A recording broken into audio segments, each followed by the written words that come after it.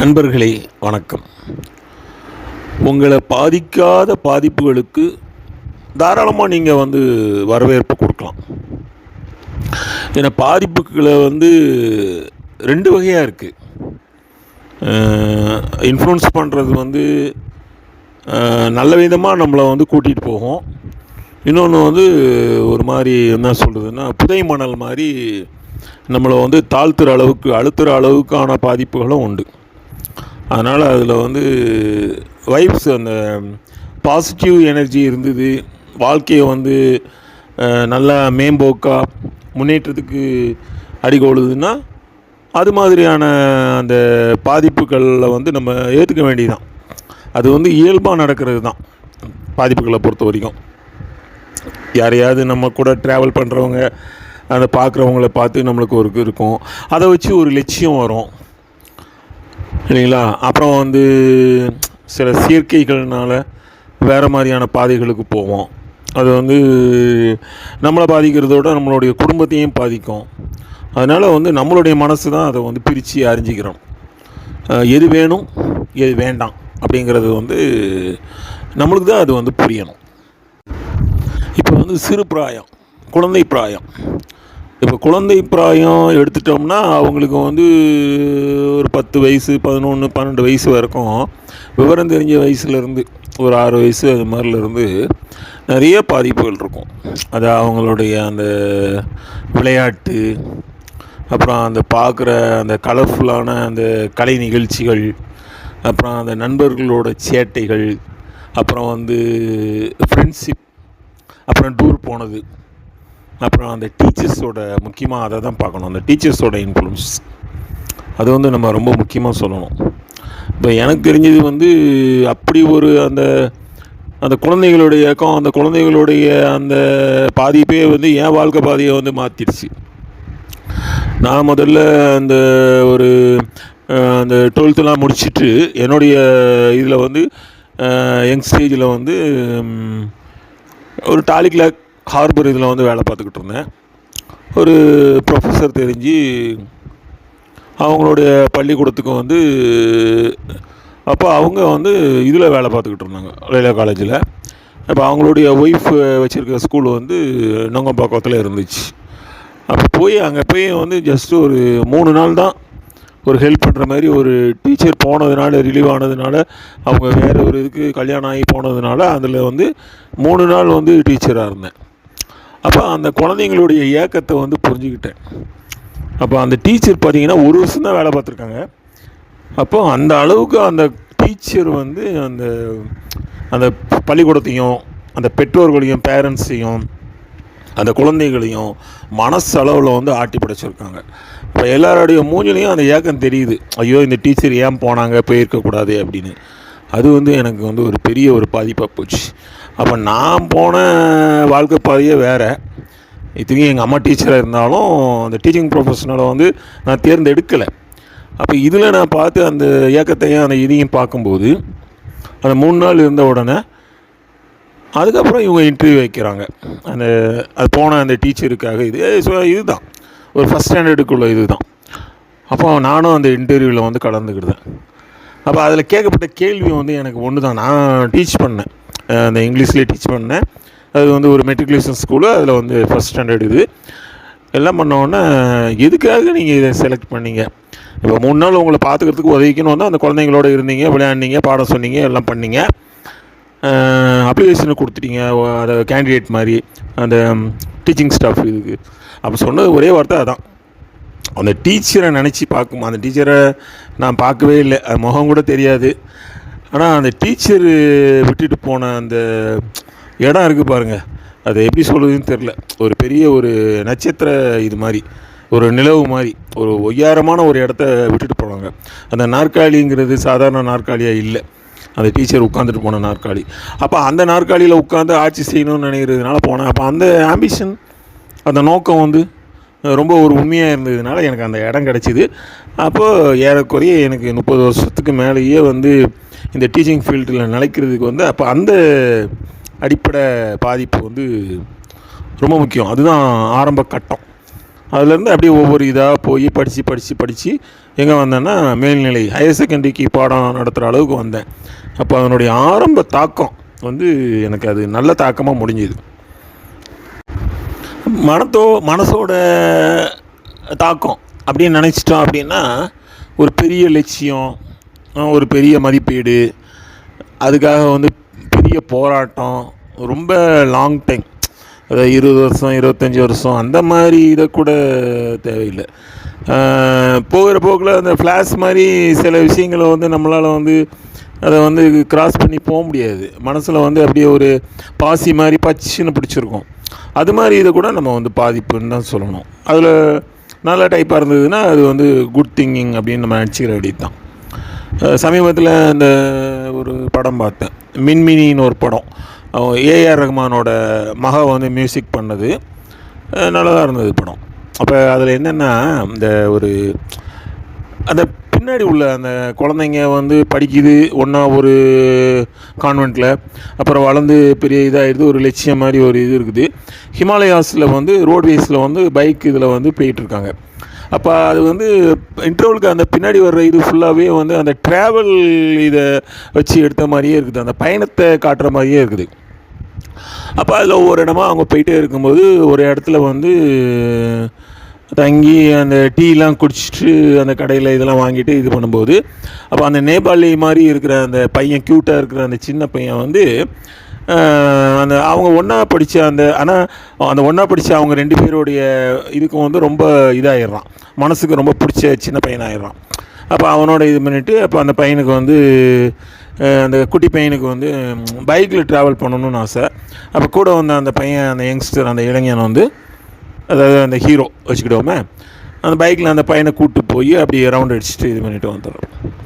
அதுக்கப்புறம் வந்து கூட விடுற அந்த இன்னொரு பொண்ணும் அந்த யங்கேர்ளும் வந்து பார்த்து பேசி இது பண்ண உடனே அப்போ அவனுக்கு வந்து ஃபோட்டோ எடுக்கணும்னு ஆசை. அப்போ அவனை அழகாக வந்து தனியாக நிற்க வச்சு ஸ்டில் வந்து எடுத்துடுறாப்புல. கேமராவில் எடுக்கிறாங்க. அந்த கேமராவில் எடுத்த பிற்பாடு நாங்கள் வரும்போது உனக்கு பிரிண்ட் போட்டு அந்த ஃபோட்டோவை தாரம்பா அப்படிங்காங்க. அப்போ அப்படியே அவங்க போகிற வழியில் வந்து ஒரு உடன் பிரிட்ஜ் வருது. அந்த இதை கிராஸ் பண்ணி போகும்போது, ஆற்றை கிராஸ் பண்ணி போகும்போது அந்த பாலம் நிறைய படத்தில் வந்து காஷ்மீர் இதை வந்து காமிச்சிருப்போம். அந்த காஷ்மீர் இதில் தான் அதை எடுத்திருக்காங்க. அப்போ இவன் பார்த்துக்கிட்டே ரொம்ப கவனமாக போகும்போது அவன் முன்னாடி அந்த பையன் போயிடும். அப்போ சொல்லுவான், பின்னாடி கொஞ்சம் கவனமாக வாங்க அப்படிம்பாங்க. அதை கிராஸ் பண்ணி போகும்போது ரொம்ப அதை சொல்கிறேன்ல, சில இடத்துல வந்து நம்ம ரொம்ப கவனமாக இருந்தோம்னா நம்மளுடைய அந்த பிடி வந்து நழுவிடும். இப்போ கேமரா வந்து அந்த கீழே ஓடிட்டு இருக்க அந்த குளிர்ச்சியான நதியில் வந்து விழுந்துடும். அங்கிட்டு போனோடனே அப்புறம் ஒரு இதில் வந்து ரொம்ப சோகமாக உட்காந்து பார்ப்பேன், என்னன்னு கேட்பான். அப்போ தான் சொல்லுவான், இவன் சொல்லுவா, எனக்கு வந்து அந்த செல்ஃபோனில் தான் எடுப்பா, செல்ஃபோன் கீழே விழுந்துடும். அப்போ செல்ஃபோன் போனதை பற்றி எனக்கு கவலை இல்லை, அது எத்தனையோ அதில் நம்பர் இருக்குது, அது இருக்குது, பரவாயில்ல. ஆனால் அந்த பையன் ஆசைப்பட்டு கேட்டானே, அந்த ஃபோட்டோ அவனுக்கு கொடுக்க முடியலையே அப்படின்பா. சரின்னு சொல்லிவிட்டு அந்த பையன் நினைவாகவே இருக்கும். அப்போ இவன் என்ன செய்வான், அப்போது அப்படி போயிட்டு கொஞ்சம் வேறு இடங்களுக்கெல்லாம் அப்படியே போயிட்டு அப்போ இவன் கேட்பான், திருப்பி அந்த பையனை போய் பார்த்துட்டு வந்துடுவோமா அப்படிமா. அப்போ பார்த்துட்டு நம்ம திருப்பி இது பண்ணி போவோம், ரிட்டர்ன் ஆகிட்டு போவோம்ட்டு அப்போ திருப்பி இங்கே வருவாங்க. அப்போ அந்த பையனை போய் பார்க்கும்போது என்னென்னா, இவனுக்கு வந்து அந்த ஹீரோவுக்கு வந்து என்ன டேலண்ட்டுனா படம் வரைகிறதுக்கு. ஏற்கனவே அவன் வந்து ஓவியம் தான், அந்த ஸ்கூல் லெவல்லே அவனை காட்டும்போதே அவனுக்கு வந்து ட்ராயிங் வந்து ரொம்ப பக்காவாக வரும். அந்த பையனை ஒரு இதில் பின்னாடி ஒரு பேக்ரவுண்டு நல்ல சீனரியில் உட்கார வச்சு அட்டகாசமாக ஒரு டைரியை வாங்கி அதில் நல்லா வரைஞ்சி அந்த பையன்கிட்ட காட்டுவான். முகம் பிரகாசமாயிரும். அந்த பையன்கிட்ட கொடுத்துட்டு அப்புறம் 2 பேரும் பைக்கில் வந்து ட்ராவல் பண்ணி போவாங்க. அப்போ என்னென்னா, சில பாதிப்புகள் எப்படின்னா, நம்ம 2 பேரையுமே வந்து சந்தோஷப்படுத்தும். யாருக்கு நம்ம செய்கிறோமோ இல்லை நம்ம எதை விரும்புகிறோமோ அந்த 2ஐயுமே ஃபுல்ஃபில் பண்ணுற மாதிரி சில பாதிப்புகள் வந்து இருக்கும். சில விஷயங்களை பார்த்தோம்னா அந்த முரண்டு பிடிக்கிற குதிரை மாதிரி தான் இருக்கும். இப்போ குதிரை வந்து புல்லை மேய்ஞ்சிருச்சு அப்படின்னா சாதாரணமாக சொல்கிற மாதிரி அந்த குதிரை ஓட்டி சொல்கிற மாதிரி கேட்கும், சவாரிக்கு போகும், நிதானமாக அதனுடைய காரியங்களை வந்து கரெக்டாக செய்யும். இல்லை சாப்பிடக்கூடாது வேறு எதையாவது சாப்பிட்டுடுச்சு அப்படின்னா வேணும்னு அதுக்கு வேறு ஏதாவது ஊட்டி விட்டு அதை இது பண்ண வச்சுட்டாங்க, பழக்கிட்டாங்க அப்படின்னா அது பிச்சுக்கிட்டு அதை யாராலுமே பிடிக்க முடியாது. மேலே உள்ளவங்கள கீழே தள்ளும், முரட்டுத்தனமாக எது மேலேயாவது பாயும், எல்லாத்தையும் உடச்சி போடும். அது செய்யக்கூடாத வேலைகளை செஞ்சு அதாவது ஏற்படக்கூடாத மோசமான விளைவுகள் வந்து ஏற்பட்டுரும். அதனால் வந்து சில நேரங்களில் என்ன அப்படின்னா, இப்போ எனக்கு கேள்விப்பட்டது அதான் ஒரு இது என்னென்னா, இங்கே தூத்துக்குடியில் வந்து உங்களுக்கே தெரியும் 2 விதமான ரசிகர்கள் பெரும்பாலும். அப்போ ஒரு படம் வந்தவுடனே இன்னொரு படம் இதுக்கு வந்து கொண்டாடுவாங்க. அப்போ கொண்டாடும்போது என்ன அப்படின்னா, இங்கே தூத்துக்குடியில் படம் ரிலீஸ் ஆகுது, குறிப்பிட்ட ஒரு நடிகரோட படம். அதுக்கு சில கட்சி அமைப்புகளுக்கு அந்த பேனர் கட்டுறதுக்கு இது பண்ணுறதுக்கு அதுக்கெலாம் வந்து கொடுத்துட்டாங்க. இங்கே உள்ள தேட்டர்களில் பிடிச்ச உடனே இங்கேருந்து ஒரு குரூப்பு பைக்கில் கிளம்பி திருநெல்வேலியில் உள்ள ஒரு தேட்டருக்கு புக் பண்ணிவிட்டு கிளம்புது. அங்கே போய் அவங்க எல்லாம் இதெல்லாம் ஆடம்பரமாக எல்லாம் பண்ணி கொண்டாட்டம் பண்ணி அந்த கட் அவுட்லாம் வச்சு அதுக்கு பால் ஊற்றுவாங்களோ தேன் ஊற்றுவாங்களோ தெரியாது, என்ன ஆட்டம் போடுவாங்களோ. எப்படி கிளம்புறாங்கன்னா, நைட் ஷோ புக் பண்ணிவிட்டு இங்கேருந்து கிளம்பி வீட்டுக்கு வர்றதுக்கு 3 மணி ஆகிருமா பைக்லேயே. ஏறக்குறைய ஒரு 50 கிலோமீட்டருக்கு பைக் ஓடிக்கிட்டு போய் இது பண்ணி இது. இப்போ இதில் பார்த்தீங்கன்னா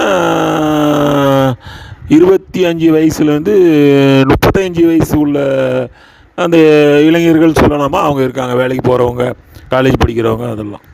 அப்போ இது என்ன அப்படின்னா, அந்த வீட்டில் உள்ளவங்களுக்கு ஒரு பயம் கொடுக்குறது. இப்போ இதெல்லாம் தேவையில்லை. ஏன்னா இங்கே ஒரு படம் பாருங்கள், ஃபேமிலியை விட்டுட்டு போகும்போது வேகமாக போய் ஒரு ஆக்சிடெண்ட் ஆகலாம், போகிற வழியில் அவங்க ஏதாவது ஒரு ட்ரிங்க்ஸ் எடுக்கலாம், இல்லை அங்கே ஏதாவது சண்டை சச்சரவுக வரலாம். அப்போ அதனால் வந்து அவங்களுக்கு அந்த மாதிரி வந்து சினிமா மோகம், நடிகர் பாதிப்பு, அது என்ன செய்யுது, தனி மனித வழிபாடுன்னு இதை எடுத்துக்கிடலாம்.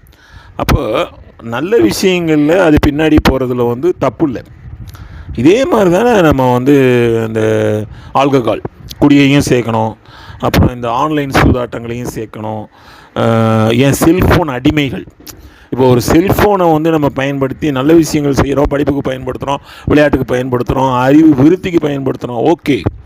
ஆனால் அதுலேயே வேறு விதமாக இன்ஸ்டாவில் போய் யாரோ ஒரு பையன் கூட பழகி, இல்லை ஒரு பொண்ணோட பழகி, அதுக்கு ஒரு இதை கொண்டு வந்து போலீஸ் ஸ்டேஷன் வரைக்கும் போயோ, இல்லை அது வேறு மாதிரியான இதாக போயோ பேப்பரில் வந்து ஃப்ளாஷ் ஆகி குடும்ப மானம் பறி போய்.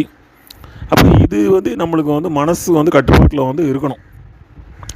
எப்படி வந்து குதிரை வந்து ஒரு கட்டுப்பாட்டில் இருக்கணுமோ அது மாதிரி மனசு தான் எல்லாத்தையும் செய்யுது. அதனால் மனசை வந்து அது வந்து பிரித்து அறிய தெரியணும். இப்போ இந்த நம்ம போகிற இந்த விஷயம், இந்த நாட்டம் வந்து நமக்கு உகந்ததா, சரியானதா, நம்மளை ஒரு பெரிய பள்ளத்தாக்கில் தள்ளாமல் இருக்குமா, நம்மளுக்கு பாதிப்பை உண்டாக்காமல் இருக்குமாங்கிறதுலாம் வந்து நம்ம கட்டுப்பாட்டில் தான் இருக்கணும். தாக்கங்கள் இல்லாமல் வாழ்க்கையில் இல்லையா, அதை வந்து நம்ம தவிர்க்கவும் முடியாது. அது வந்து ஒரு கனவு மாதிரி தான். சில நேரங்களில் வந்து அதில் தனித்துவமும் இருக்கும், கவித்துவமும் இருக்கும். ரொம்ப ஒரு அது இப்போ சின்ன வயசில் உள்ள ஒரு நல்ல பாதிப்பு, இளமையில் உள்ள அந்த படிக்கும்போது, காலேஜில் படிக்கும்போது, இல்லை வேலை பார்க்கும்போது உண்டான பாதிப்பை வந்து பின்னாடி அவங்களுடைய எத்தனையோ வருஷத்துக்கு வந்து அது வந்து ஒரு என்ன சொல்கிறதுனா, ஒரு ஒரு ஃப்ரூட்ஸ் மாதிரி ஒரு இனிமையான ஒரு இதை வந்து உடம்புக்கும் மனசுக்கும் வந்து அது வந்து கொடுக்கும். அப்போ அது மாதிரியான விஷயங்கள் பின்னாடி போகிறது வந்து நமக்கு எந்த தப்பும் கிடையாது. சில பேருக்கு வந்து ஆன்மீகத்தில் ரொம்ப நாட்டம் இருக்கும், இசையில் வந்து ரொம்ப நாட்டம் இருக்கும். எவ்வளோ பெரிய ஆளுக்க நம்ம டாக்டர் அப்துல் கலாம் எடுத்துக்கிறோங்க, இப்போ மகாகவி பாரதியாரை எடுத்துக்குவோம், காந்தியடிகளை எடுத்துக்குவோம். தாக்கம் அப்படின்னு பேசினோம்னா ஹரிச்சந்திரன் நாடகம் பார்த்து தானே அவர் வாய்மையினுடைய சரத்தை வந்து உலகத்துக்கு வந்து பறைசாட்டினார். மகாத்மா காந்தியடிகள் வருது. தாகூரை பார்த்துக்குவோம். தாகூரோட அந்த கவிதை மனம் வந்து எப்படி வந்துச்சு, அவருக்கு இளமையில் உள்ள தாக்கம் தான். நிறைய அந்த புதினங்கள் அவருடைய கதைகளில் பார்க்கும்போதெல்லாம் ஒரு குறிப்பிட்ட தத்துவார்த்தமான அந்த கவித்துவமான வர்ணனைகளை பார்க்கும்போது அசந்து போயிடுவோம். கதை ஒரு பக்கம் போகும், அவருடைய மன உள்ளோட்டம் வந்து ஒரு பக்கம் போகும். அதனால் வந்து வாழ்க்கையில் பாதிப்புங்கிறது தவிர்க்க முடியாது. அதில் வந்து நல்ல பாதிப்பாக இருந்ததுன்னா நமக்கு சமூகத்தில் உள்ள மதிப்பும், குடும்பத்தில் கிடைக்கிற மதிப்பும், நம்மளுக்கு மனசில் உண்டாகிற சந்தோஷமும் அப்படியே வந்து ஜிலு ஜிலுன்னு ஓடுற ஒரு குளிர்ந்த ஆறு மாதிரி தான் இருக்கும். மிக்க நன்றி நண்பர்களே.